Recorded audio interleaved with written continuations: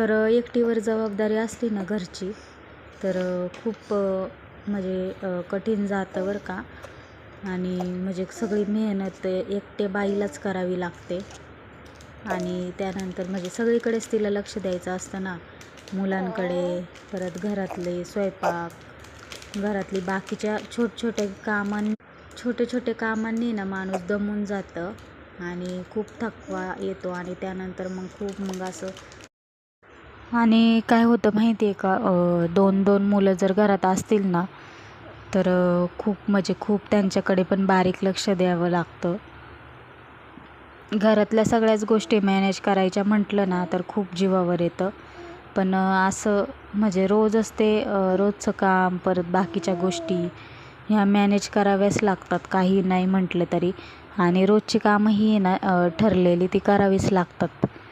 आणि जर ती पेंडिंग कामं जर राहिली ना तर मग अजूनही जास्त त्रास होतो.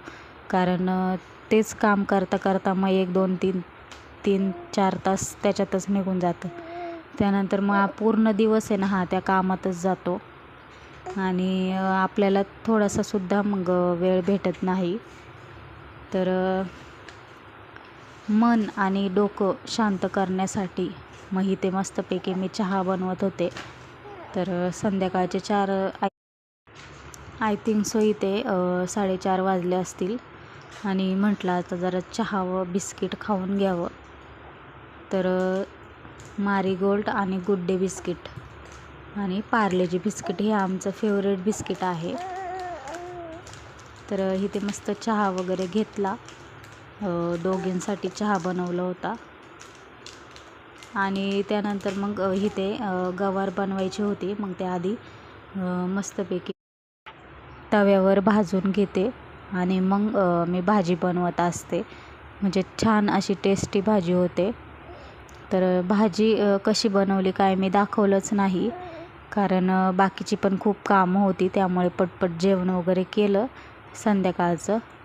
त्यानंतर मग सकाळी इथे भाजीला काय बनवायचं हा प्रश्न, म्हणजे भाजीला असलं तरी माणूस म्हणतं काय हे बनवू का ते बनवू, कोणती भाजी बनवू, म्हणजे हेच डोक्यात चालू असतं.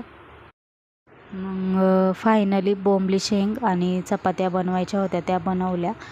त्यानंतर मग इथे मस्त तिची हेअरस्टाईल करून दिली. तर म्हणजे खूप ते डोळ्यावर केस येतात ना, त्यामुळे मग अशा 2 पोण्या बांधल्या मी इथे तिच्या. तर खूप छान दिसत होती ती, तिला खूप आवडतात असं. त्यानंतर मग नेल पेंट्स वगैरे लावली. तर आजचा दिवस असा होता. तोपर्यंत बाय बाय, भेटूया नेक्स्ट व्हिडिओमध्ये.